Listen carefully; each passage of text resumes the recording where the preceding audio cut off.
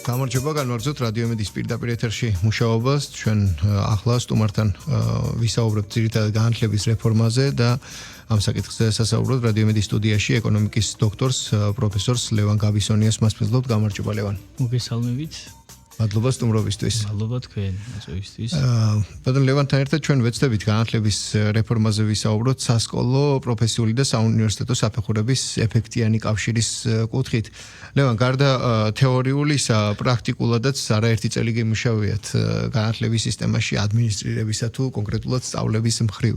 და საინტერესოა თქვენ როგორ ხედავთ განათლების რეფორმის დროულობას და მის პერსპექტივას. აი ამ მნიშვნელოვანი კომპონენტის მიმართულებით ერთი არის სასკოლო განათლება, ცალკე არის საუნივერსიტეტო განათლება, მაგრამ ჩემი აზრით ყველაზე მნიშვნელოვანი და აქ სენსიტიური ალბათ რაღაც კუთხით ალბათ და მგრძნობელობა აი აქ მაღალი არის სწორედ დინამიური გადასვლა სასკოლო უმაღლესი საფეხურიდან უნივერსიტეტისკენ მიმავალ გზაზე. მოგესალმებით კიდევ ერთხელ, მივესალმებით თქვენს მსმენელს და მაყურებელს. ზოგადად რეფორმა და საერთოდ მხოლოდ ნამდვილად შეიძლება ეს ხელისუფლების ანაკებოდ ითქვას ის, რომ აი ამ უმაღლესი და ზოგადი განათლების ეროვნული კონცეფციის ფარგლებში მხოლოდ მარტო ის რადგან რომ მოხდა იმ პრობლემების იდენტიფიცირება, რაც ამ წლების განმავლობაში, რაც ამ წლების განმავლობაში ამ დარგში და არა მარტო ამ დარგში მოღვაწე ადამიანებს და ზოგადად სპეციალისტებს აწუხებდა, იმიტომ რომ ვიცით ჩვენ რა დონეზე მოხდა ზოგადად ჩვენი განათლების სისტემის ისედაც ძალიან კრიტიკულ მდგომარეობაში არსებული განათლების სისტემის კიდევ უფრო მეტად ესე ვთქვათ, პრობლემების შექმნა და ძალიან ბევრი არასწორი ნაბიჯების და რეფორმების, ესე ვთქვათ, გატარება. ძალიან კარგი არის ის, რომ ზოგადად რეფორმაზე საუბარი დაიწყო უმაღლესი განათლების სისტემის რეფორმით და ამასთან, ესე ვთქვათ, ზოგადი განათლების მიმართულებით რეფორმითაც, მაგრამ მე უფრო, ესე ვთქვათ, ვიტყოდი, რომ ყურადღება გასამახვილებელი განსაკუთრებით არის ზოგადი განათლების მიმართულებით, რათა შემდგომ სწორად მოხდეს დაკავშირება პროფესიულ და უმაღლესი განათლებასთან. რა მაქვს მხედველობაში? ზოგადად ის, რომ პრობლემა გვაქვს ყველა მიმართულებით, ეს ცალსახაა და თუ ვინმე იტყვის, რომ ამ მიმართულებით რეფორმა არ არის საჭირო და ყველაფერი კარგად არის, ის შეიძლება ითქვას, რომ არის ამ მიმართულები და ზოგადად ქართული განათლების მტერი. მაგრამ აი ზოგადი განათლების მიმართულებით ვთქვათ, სწორი კონცეფციის ჩამოყალიბება, კერძოდ ის, რომ მაგალითად სწორად მომზადებულ მოსწავლებს აქ დიდი მნიშვნელობა, თუნდაც პროფესიულ და უმაღლესი განათლების რეფორმისთვის ეს სასახა. აქ რას გულისხმობ, რომ როდესაც ზოგადი განათლების ეტაპზე სწორად მაღალ დონეზე მოსწავლე შედის პროფესიულ სასწავლებელში ან უნივერსიტეტში, ანუ მომზადების დონე აქვს მაღალი. ის უკვე ხდება ერთგვარად ერთ-ერთი მხარდამჭერიც კი უკვე აი ამ პროფესიულ და უმაღლესი განათლების რეფორმის ნაწილში. რატომ? იმიტომ რომ იმ ხარვეზებს, რა ხარვეზებიც მას პროფესიულ და უმაღლესი განათლების ეტაპზე შეიძლება დახვდეს, იგი მას აღმოაჩენს და თვითონ სტუდენტი ხდება უკვე აი ამ მაღალი სერვისის მომთხოვარი. ეს იმ შემთხვევაში თუ მისი განათლების თამასა სკოლამ ცოტა მაღალ დონეზე უზრუნველყო. ანუ აქ იგულისხმება ის, რომ არის ზოგადი განათლებით კომპეტენციები გაწერილი და არა მარტო კომპეტენციები, პროფესიული კუთხით ჩამოყალიბებული ასეა თუ ისე მოსწავლე რა მიმართულებით უნდა მას რომ გააგრძელოს სწავლა.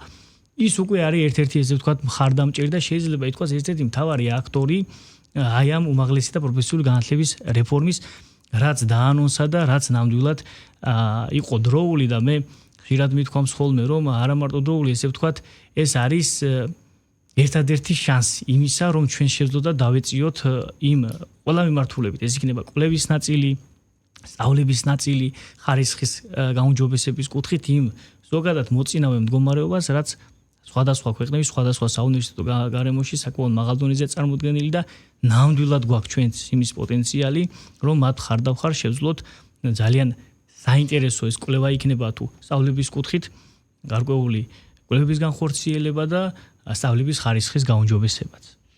ლევან, თქვენ სწორად აღნიშნეთ, რომ სასკოლო განათლება, საწინდარია შემდეგ უკვე სწორი მიმართულებით სვლისა მოსწავლის და აქაც სირთულეები გვაქვს, იმიტომ რომ სამწუხაროდ დამამთავრებელი კლასის ისეთი მოსწავლეები ხდებიან შემდეგ სტუდენტები, რომლებიც საუნივერსიტეტო განათლების პირველ საფეხურსაც ვერ შეესაბამებიან. სამწუხარო რეალობა აქვს მეც ამასთან შეხება და ამიტომ ვამბობ. ამის აღმოფხრის რა მექანიზმებსა თუ შესაძლებლობებს ხედავთ ამ რეფორმის შედეგად?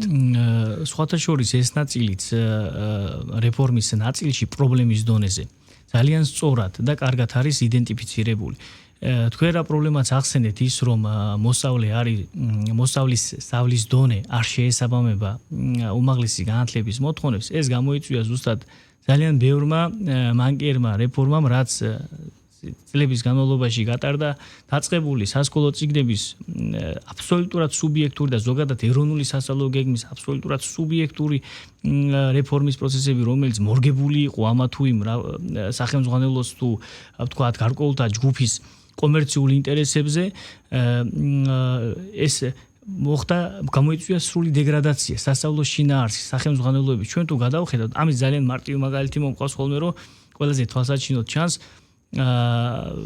ქართული ენისა და ლიტერატურის სახელმძღვანელოებში, განსაკუთრებით დაწყებით საფეხურზეც კი აიღეს დედაენა და დაჭრეს, ესე ვთქვათ, და იყო გოგებაშვილის დედაენაზეა საუბარი და სხვადასხვა ავტორობით გამოიცა წიგნები, რომელსაც სულ რომ დარგში ჩახედული არ იყოს, ჰქონდა კომერციული ინტერესი. აი ამ რეფორმის კონცეფციის ფარგლებში წარმოდგენილი არის ის, რომ მოხდეს ერთიანი სახელმძღვანელო სტანდარტის შექმნა, რაც არის ძალიან მნიშვნელოვანი. და რატომ არის მნიშვნელოვანი? იმიტომ რომ ჩვენაირი ქვეყნის პირობებში აქ საუბარი მაქვს როგორც გეოგრაფიულ სიდიდეზე, ისე მოსახლეობის კუთხითაც, ხომ? და სტანდარტიზაციის კუთხითაც, როდესაც და საჭირო არის ჩვენაირი გეოგრაფიის პირობებში და რაოდენობის პირობებში მსგავსი ერთიანი მიდგომა. რატომ? იმიტომ რომ ეს ჩვენ მოგცემს საშუალებას, რომ ის მთელი რიგი პრობლემები, რაც სასწავლო შინაარსის კუთხით არსებობს, სწრაფად აღმოფხრათ შესაბამისი სახელმძღვანელოების და შესაბამისი სწავლების პირობებში.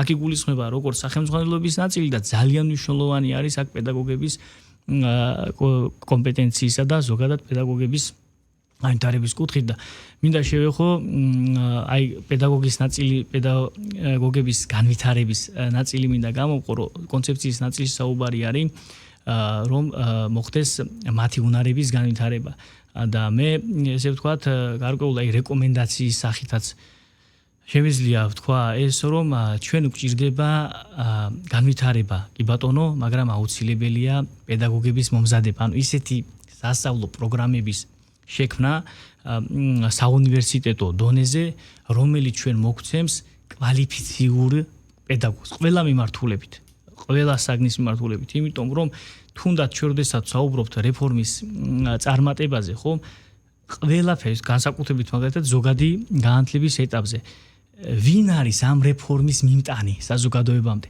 თუნდაც იმ ეროვნული და განახლებული ეროვნული სასწავლო გეგმის განახლებული სახელმძღვანელოების მიმტანი ვინ არის მოსწავლებამდე? კვალიფიციური პედაგოგი. თუ პედაგოგი არ არის აღჭურვილი სათანადო ცოდნით, ჩვენ ვერანაირი ხარისხის გაუმჯობესებას ვერ მივახცევთ. ამიტომ ხაზგასმული არ არის, თუმცა აღნიშნული არის და ეს ძალიან კარგია ეროვნული კონცეფციის ფარგლებში რომ უნდა მოხდეს პედაგოგების კვალიფიკაციის ამაღლება, მაგრამ მე ვიტყოდი რომ უკვე პრაქტიკულ ნაბიჯებზე, როდესაც პრაქტიკულ ნაბიჯებზე გადავა ეს რეფორმირების პროცესი, მოხდეს უკვე ამ კუთხითაც ფიქრი, რომ როგორ შევძლოთ და არის უამრავი მექანიზმები და არის უამრავი ესე ვთქვა ძალიან უკვე მზა სისტემები და ცენტრები, რომელთაც ჩვენ შეგვიძლია შევძლოთ კვალიფიციური პედაგოგის მომზადება. ეს პედაგოგის მომზადება ზოგადად სახელმძღვანელოების პრობლემა ჩვენ კი შევეხეთ ზოგად განათლებას, მაგრამ ძალიან ასევე დიდი პრობლემა არის თქვენ წარმოიდგინეთ უმაღლესი განათლების ეტაპზეც კი, ანუ მანდაც გვჭირდება ესე ვთქვათ სახელმძღვანელოების გადახალისება და კომპლექსურად მიდგომა ამ საკითხზე. საუნივერსიტეტო სახელმძღვანელოები კიდე ცალკე თემაა. არის ზოგადად ისეთი პროფესიები და მიმართულებები, სადაც ქართულ ენაზეც კი თანამედროვე ლიტერატურის მოძიებაც კი შეუძლებელია. შეიძლება ვიხმაროთ სიტყვა არც არსებობს რაღაც მიმართულებებში. და თარგმანები რაც არის, ეს თარგმანების ხარისხი კიდე ცალკე პრობლემაა. აბსოლუტურად. ეს თარგმანებიც არის ესე ვთქვათ ენთუზიაზმის დონეზე შექმნილი კონკრეტულად იმ დარგის პროფესორის მასწავლებლის მიმართ და აქაც არ არის ესე ვთქვათ საერთო მიდგომა, ანუ ჩამოყალიბებული სტრატეგია, სტანდარტი, ვთქვათ, რა მიმართულებით, რა ტიპის სახელმძღვანელოები გვჭირდება ჩვენ, ესეც კი არა. ამიტომ თქვენ ისეთ რამე შეეხეს, მე უფრო მეტსაც გეტყვით, რომ წინა, ესე ვთქვათ, მთავრობების და მართვის დროს, როდესაც გარკვეული საუბრები იყო ამ სახელმძღვანელოების კუთხით, პირდაპირ რა საჭიროა ქართულ ენაზე. და აი ხომ არის ინგლისურად ეს და ხო შეუძლია იქიდანაც ესე ვთქვათ წაიკითხოს, გაიგოს და ასე შემდეგ და იმდენად ზედაპირული დამოკიდებულება იყო ამის მიმართულებით, რომ აქ ჩანდა ორი ვარიანტი აქ ჩანდა ძალიან ესე ვთქვათ არაკომპეტენტურობის დონე, მაგრამ უფრო მეტად მე ვფიქრობ, რომ ეს იყო მიზანმიმართული ქმედება. იმიტომ რომ ვერ მოვიყვანთ ჩვენ ვერცეთის საუნივერსიტეტო წამყვანი უნივერსიტეტების მაგალითს ამა თუ იმ ქვეყნის რომელსაც საკუთარ ენაზე არ კონდეს ლიტერატურა შექმნილი. არ არსებობს უბრალოდ ეს შეუძლებელია, იმიტომ რომ ყველასთვის თუ ჩვენ საუბრობთ განათლების ინკლუზიურობაზე და ყველასთვის ხელმისაწვდომობაზე შეიძლება გარკვეულ ეტაპზე სტუდენტი ვერ ფლობდეს უცხო ენას იმისათვის რომ ესე ვთქვათ გაეცნოს თავისი სპეციალობის მიმართულებით ლიტერატურას და აუცილებელია რომ ეს ითარგმნოს და იყოს ქართულ ენაზეც ხელმისაწვდომი და რა ხარისხზეც იყოს ყურადღება მიქცეული, იმიტომ რომ მე საუნივერსიტეტო ნათარგმანები ლიტერატურა მაქვს, სადაც შინაარსის გამოტანა ძალიან რთულია. კი, იმიტომ რომ კიდევ და კიდევ ერთხელ არ არის პროფესიულ გარემოში, ანუ გეგონება იმის დათარგმნია ტრანსლეიტის პროგრამის ენთუზიაზმით კი უშინაარსად. ხშირ შემთხვევაში და უმეტეს შემთხვევაში სწორედ ესე არის. ნამდვილად გეთანხმებით. ამიტომ კიდევ და კიდევ ერთხელ ანუ ეს ზოგადად აი პრობლემები, რომელიც სიმართლე გითხრათ, აი თუნდაც სახელმძღვანელოების ნაწილში, როდესაც ვისაუბრეთ, არის ყველაზე მარტივად, ესე ვთქვათ, გამოსასწორებელი და თუ კიდევ უფრო მეტად ძალიან კარგია რომ მოხდა პრობლემების იდენტიფიცირება და მე სიმართლე გითხრათ იმ მასშტაბით და მიდგომით რაც ზოგადად ეხლა ამ მიმართულებას დაეთმო რეფორმის განხორციელების კუთხით ცოტათი გაკვირებულიც კი ვარ, მაგრამ ვფიქრობ რომ არ უნდა დავაგდოთ მოულოდნელობის კუთხით კი, იმიტომ რომ ვიცით ჩვენ რომ განათლების სისტემას არ ექცეოდა ისეთი სათანადო ყურადღება და ახლა ბოლო პერიოდში რასაც ჩვენ ვაკვირდებით ეს ძალიან კარგია და კიდევ ერთხელ ნამდვილად არ უნდა დაუკარგოთ ეს ჩვენს დღევანდელ მთავრობას, უბრალოდ აქ არის საჭირო რომ არ მოვდუნდეთ და ეს პროცესი მივიყვანოთ ბოლომდე, იმიტომ რომ ერთია იდენტიფიცირება პრობლემის და მეორე არის უკვე სწორად პრაქტიკული ნაბიჯების მართვა, რათა ჩვენ მაქსიმალური შედეგი მივიღოთ. მეორე დაგეგმარება და მესამე იმის სწორად და ეფექტიანად დასრულება. ლევან, ჩვენ ბოლო წლებში გვაქვს ესეთი უცნაური რეალობა. ნუ ეს არ ახალია, ასე ვთქვათ, მაგრამ ჩემთვის აი ამოუხსნელი რებუსი და ნონსენსია ის, რომ 11 თუ 12 წელი სწავლობენ მოსწავლეები სკოლაში და მერე ბოლომდე არ ვიცი ვინ როგორ მე-9 კლასიდან, მე-10-დან, მე-11, მე-12 კიდე ემზადებიან. ნუ რაღაცა საგანში რომელსაც სწავლობდა რა მიმართულებითაც უნდა ჩააბარო, იქ რო თქვა კიდე უფრო გაძლიერება გინდა და პარალელურად სხვა მასწავლებელთან მიდიხარ, რაღაცა შენი ინტელექტუალური საბარგულის გავსებას ემსახურება. მაგრამ როდესაც ფაქტობრივად სკოლაში აღარც დადიხარ და ცალკეულ პედაგოგებთან დადიხარ იმისთვის რომ გამოცდისთვის მოემზადო და მართვის მოწმობის არ იყოს, სწავლობ არა მანქანის ტარებას, არამედ უბრალოდ მართვის მოწმობის აღებას და მე მანქანას ვერ ატარებ და ახლობით ამ სტილში მე რამდენი მოყავს ეს მაგალითი, გვაქვს ეს რაღაც მომზადების შესაძლებლობა, ჩააბარებენ გამოცდას და დასრულდა. ეს ბაგაჟიც იქ დარჩა სადღაც. აი ამ ჩემი აზრით მანკიერება, აი ამის აღმოფხრის რა პერსპექტივას ხედავთ?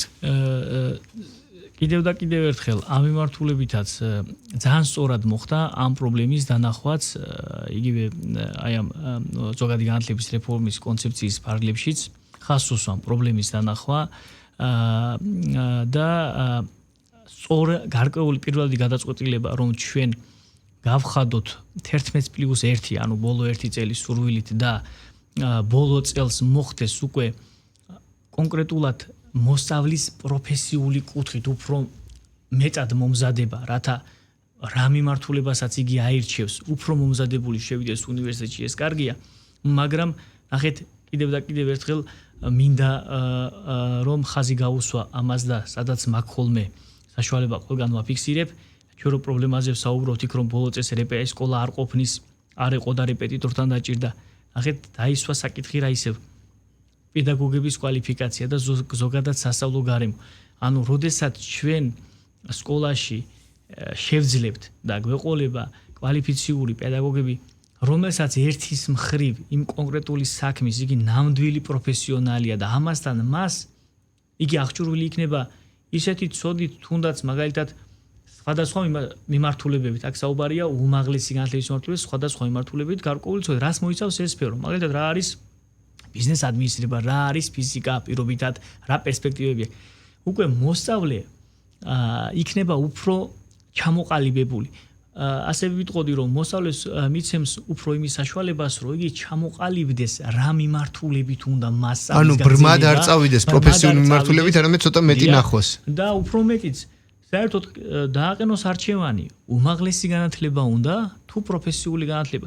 აი, როდესაც პრემიერ-მინისტრმა ახსენა შრომის ბაზარი და კვლევა, ძალიან სწორად გააკეთა აქცენტი. ანუ სწორედ იმიტომ, რომ ჩვენ დღეს სკოლებში, დავანებოთ განათლებას, ვიცით, რომ ხარისხი არის გასაუმჯობესებელი და კიდევ მინდა ხაზი გაუსვა, რომ ხარისხს ვერ გააუმჯობესებს ვერაფერი გარდა კვალიფიციური პედაგოგის. გარდა ამისა, მთავარი მიზეზიც ეს იყო, რომ არ იცის მოსწავლემ სად მიდის, სად უნდა ჩააბაროს და ასე შემდეგ, და არ იცის ბაზრის მოთხოვნები, ერთი მხრივ მივიღეთ ჭარბი კონცენტრაცია ისეთ ფაკულტეტებზე, რომელზეც შრომის ბაზარი საერთოდ არ არის მოთხოვნა და მეორეს მხრივ გვაქვს საკადრო სიმშილი ძალიან საინტერესო, ძალიან პერსპექტიული მიმართულებებზე, თუნდაც ავიღოთ პროფესიული განვითარების კუთხით და თუნდაც ესე ვთქვათ ჰონორარის და ანაზღაურების კუთხითაც.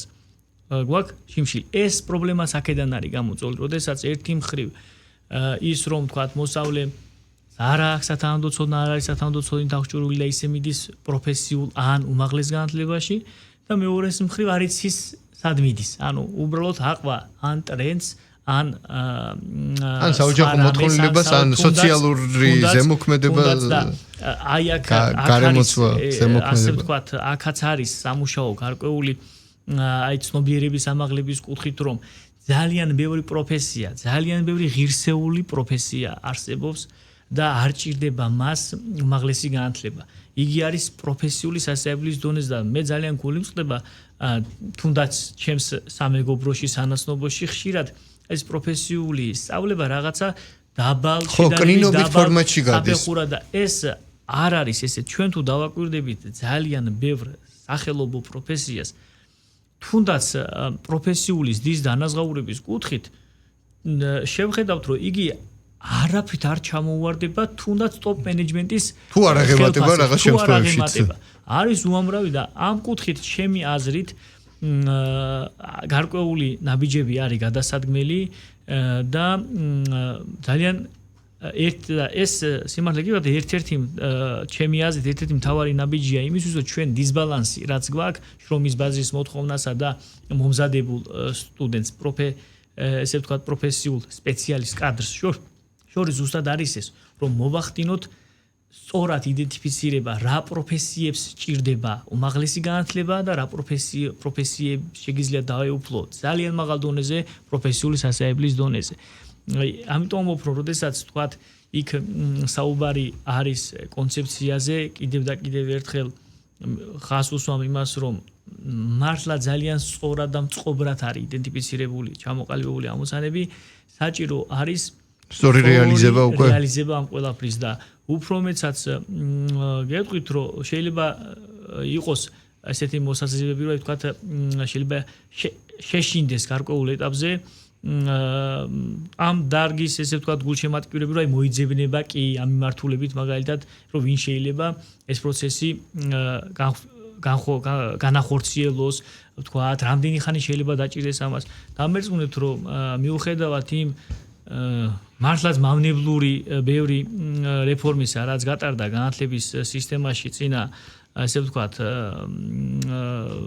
მართლობების დროს მიუხედავად ამისა მაინც დაგვრჩა და გვაქვს ის რესურსი რომ ძალიან სწრაფად ძალიან კარგ შედეგებზე გავიდეთ და ჩემი აზრით აი ამ კონცეფციას ვთქვათ რომ საწყის ეტაპზე გამოგვდა ვიცით რა მოვლენების ესე ვთქვათ დაერთო აი ეს არის ზუსტად ის სუბიექტური მიდგომა აი ჩვენ და აი ეს გავსი სუბიექტური მიდგომა იყო წყარო იმ მავნებლობისა რამაც უფრო მეტად გაამწვავა პრობლემები ზოგადად ჩვენი განათლების სისტემაში ანუ იმიტომ რომ განათლების სისტემა ეს არის ის ერთადერთი და უნდა იყოს ის ერთ-ერთი მიმართულება სადაც არ შეიძლება შენი სუბიექტური ინტერესებით იმოქმედო იმიტომ რომ მასზე დგას ზოგადად ქვეყნის მომავალი, ანუ განათლებულ, რეალიზებულ, ესე ვთქვათ, პროფესიულად მაღალ დონეზე მყოფ ზოგადად ადამიანზე დგას ქვეყნის ყველა სფეროს განვითარება. ამიტომ იქ ესე ვთქვათ ეს მავნებლური ვითომ კრიტიკა, სამდროში როდესაც კრიტიკის მსგავსიც კი არაფერი არ ყოფილა.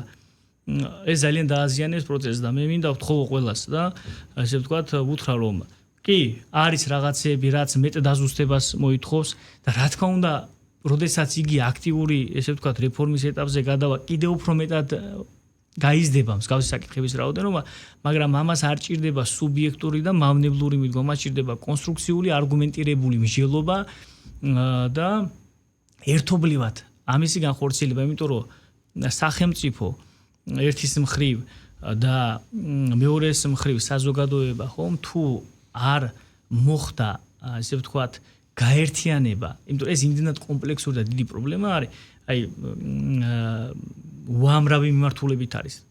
ჩვენ არ გვისაუბრეთ სკოლამდელზეც, ხო? არის სკოლამდელი განათლება. ამდენს როგორ ვიზამთ. კომპლექსურია, რომ თუ ჩვენ არ გავერთიანდით, აი ამ ესე ვთქვათ რეფორმის გარეშე ვერ ვიქნებით ეფექტურები და ამის გარეშეც კიდევ ვერც ქვეყანა განვითარდება, ვერც ეკონომიკა და გვექნება მუდმივად მთელი რიგი ის პრობლემები, რაც ამ რეფორმის სწორად განხორციელებას ძალიან მალე შეუძლია გადაჭრას. კი ბატონო.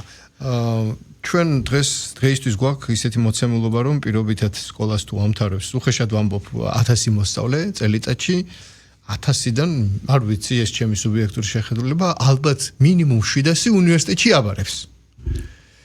დანარჩენი 300 შეიძლება 1 წლის მერე აბარებდეს, ან არ ვიცი, იმ 300-დან 30 წავა ალბათ ან საუკეთესო შემთხვევაში 100 პროფესიულ სასწავლებელში, ალბათ საუკეთესო შემთხვევაში. შემდეგ იმ 700-დან უმეტესობა ნაკლებად გააზრებულ პროფესიული მიმართულებით მიდის და მე რო ამთავრებს შრომით ბაზარზე პოზიციას და შესაძლებლობას ვერ პოულობს, ეგ ცალკე თემაა და ცალკე თავსატეხია ზოგადად სახელმწიფო და საზოგადოებისთვის. და თქვენ სწორად ახსენეთ, რომ ისევ გვაქვს ეს სტერეოტიპი, რომ კნინობით ფორმაშია წარმოდგენილი ტექნიკური სასწავლებელი, პროფესიული სასწავლებელი. ისევ კნინობით ფორმაში, ამ დროს იგივე გერმანიაში, სადაც ძალიან ბევრი უმაღლეს დამთავრებული მიდის და მუშაობას იწყებს, ბევრისგან მომისმენია, რომ იქ უნდა გაიაროს 2 წლიანი სწავლება, იმისთვის, რომ თავისი 4 წლიანი და 6 წლიანი და 8 წლიანი სწავლების დოკუმენტი კიდევ ერთხელ იქ გადაამოწმონ და პრაქტიკაში სხვანაირად აიყვანონ თავისი ცოდნის დონე. კითხვა მიმყავს საით. გვაქვს თუ არა ამ რეფორმით, ასე ვთქვათ, ის ისტორიული შანსი, რომ ეს სტერეოტიპი სამუდამოდ გადაწყდეს და თუნდაც დამამთავრებელი სკოლის მოსწავლეს მეტად დაენახოს კონტურები უნივერსალური განათლების საჭიროება აუცილებლობისა და პროფესიული განათლებისა. ჩემი აზრით, პირველი უნდა იყოს სკოლის მერე ალბათ პროფესიული განათლება და თუ მიხვდება რომ მას ჭირდება უნივერსალური განათლება, მერე უნდა წავიდეს უნივერსიტეტში და ბევრად უფრო სხვანაირი უნდა იყოს პროპორცია მეტი რაოდენობით პროფესიულში და ნაკლები ალბათ უნივერსალური განათლებისკენ. გეთანხმებით, ეს არის საკმაოდ ესე ვთქვათ, მე ესე ვიტყოდი თემა, რომელზეც ბოლო წლების განმავლობაში არ კეთდებოდა სათანადო აქცენტი. ჩვენ ახეთ რატომ რა არის, როდესაც მოსავლე უკვე დამამთავრებელი წლის მოსავლეა და უკვე შედის უნივერსიტეტში, უმეტეს შემთხვევაში ფიქრობს და უყურებს იმ პროფესიებს, თქვათ, სად იქნება იგი უფრო მაღალ ანაზღაურებადი, სად აქვს მას უფრო მეტად პროფესიული განვითარების. ან სად არის პრესტიჟის ელემენტი? თქვათ, შეიძლება კი რა არის, თქვათ, ტრენდში იმ კონკრეტულ მომენტში, ხო? ნახეთ, ჩვენ თუ შევძელით და მივაწოდეთ მას ინფორმაცია ძალიან ბევრი მიმართულებების შესახებ, რომელიც არის პროფესიული სასწავლებლის დონეზე. თუნდაც ავიღოთ მაგალითად პროგრამირების მიმართულებაც, ხომ? აი ეს ამას ხა, იმიტომ ვახსენე რომ თქვა, აი ციფრულ სამყაროსთან ახალგაზრდობას ეს მათი ესე თქვა სიახლოვე ძალიან ესე არის და შესაბამისად თუნდაც პროგრამირების მიმართულებაც კი აბსოლუტურად საკმარისია გარკვეული მიმართულებით პროფესიული დონე და ყველა მიცის ეს ასე თუ ისე მეტნაკლებად ცნობილია რამხელა პროფესიული ზრდის და როგორი ანაზღაურების შესაძლებლობა არის ამ მიმართულებით. მაგრამ შეიძლება არ იცოდეს ის და ძალიან ბევრმა არ იცის, აი თუნდაც ჩემი პედაგოგიური საქმიანობის და გამოცდილებიდან გამომდინარე, ძალიან ბევრმა მოსწავლემ არც კი იცის, რომ ის მიმართულება ზუსტად რაც მას აინტერესებს, აი ესე ვიწროთ, რომ უნდა რომ ძალიან მალე შედეგზე გავიდეს, უმაღლესი არც არის პროფესიული მიმართულებით და აი ამ კოლეჯს აქვს ეს მიმართულება რამდენჯერ მithქვამს და რამდენჯერ ძალიან ბევრჯერ მქონია პრაქტიკაში რომ გადაუფიქრებიათ და წასულან ესე ვთქვათ პროფესიული კუთხით ან ძალიან ისეთი საინტერესო ფაქტს და მოვლენას აქვს ადგილი როდესაც ესე იგი აბარებენ მაინც უნივერსიტეტში ეუფლებიან გარკვეულ პროფესიებს ხვდებიან საახლოებით მე-3, მე-4 დამამთავრებელ კურსზე რომ ეს არ არის მათი სფერო ამთავრებენ უნივერსიტეტს და მერე იწყებენ ისე პროფესიულ წრეზე მოდიან ამიტომ რომ უკვე ჭირდებათ ესე ვთქვათ კომპეტენციის დასტურება და იმით ვერ შეჭამენ აი ეს არის მაგრამ და ჩვენ აი ამ რეფორმის კონცეფციის ფარგლებში კიდევ და კიდევ ერთხელ მინდა რომ ამ ნაწილს შევეხო რომ თუ კომპლექსურად და სწორად მოხდება ნაბიჯების გადადგმა მაგ შემთხვევაში ჩვენ გვაქვს თუნდაც ამ სტერეოტიპის რაც თქვენ ახსენეთ აბსოლუტურად გაქარწყლების შესაძლებლობა იმიტომ რომ ჩვენ პროფესიული სასწავლებელი ესე ვთქვათ აი მაგაც მოკლე ახსნაც რომ გავაკეთოთ რა არის კონკრეტულ მიმართულებას ასწავლის ვიწროთ ან ჩვენ თუ ავიღებთ საუნივერსიტეტო განმავლობას მაგალითად ვთქვათ ვაბარებთ ამა თუ იმ ფაკულტეტზე უნივერსიტეტში ხომ ჩვენ გარდა ჩვენი სპეციალიზირებული საგნებისა იქ არის უამრავი სხვა საგანის რომლის სწავლაც გვიწევს და თუ ჩვენ პრეტენზია გვაქვს რომ უნდა გქონდეს უმაღლესი განათლების დიპლომი კი ბატონო უნდა ვისწავლოთ ეს მოიცავს უნივერსალური განათლება ბევრ რამეს მოიცავს და პროფესიული სასწავლებელი თქვა ძირითადი სხვაობა მარტივად რომ ახსნათ რა არის იქ სწავლობ შენ კონკრეტულ ვიწრო სპეციალიზაციას სხვა რაღაცეებით თუ ეს არ იტვირთავ სხვა რაღაცეებით არ ტვირთავ შენს თავს გაქვს მეტი თავისუფალი დრო თუნდაც იმისთვის რომ იმ კონკრეტულ ვიწრო მიმართულებით შენ შეძლო უფრო სხვადასხვა საერთაშორისო პლატფორმებიდან თუნდაც ცოდნის გაღრმავება მიიღება და რომ ამთავრებ უკვე ხარ პროფესიონალი და არის შენზე მოთხოვნა. აი ეგ ის შემთხვევა არის ნამდვილად შეიძლება ითქვას რომ როდესაც ამთავრებ შენ პროფესიულ სასწავლებელში გარკვეული მიმართულებით და წარმატებით ამთავრებ შეიძლება ითქვას რომ შენ უკვე შენ კი არ გიწევს ამა თუ იმ მიმართულებით კომპანიის მოძიებას სადაც დასაქმდები თვითონ მათთვის ხარ მოთხოვნადი და ესე ვთქვა ძალიან ისეთი კადრი, იმიტომ რომ მოგეხსენებათ ჩვენთან გარკვეული კანონმდებლობის ცვლილებებისა და თუნდაც ასოცირების ხელშეკრულების ნაწილიდან გამომდინარე ვალდებულება აქვს გარკვეულ მიმართულებებს რომ კონდეს სერტიფიცირებული კადრი ყავდეს ამა თუ იმ მიმართულებით, ანუ მას კონდეს თავისი კომპეტენცია დადასტურებული. შესაბამისად უკვე გარდა ვთქვათ იმ პროფესიული სწავლების, რასაც შენ კარგად დაეუფლე, იმ ფურცელსაც კი ძალა აქვს, რასაც ხშირ შემთხვევაში საუნივერსიტეტო დიპლომს დიპლომი შეიძლება ვერ პასუხობდეს.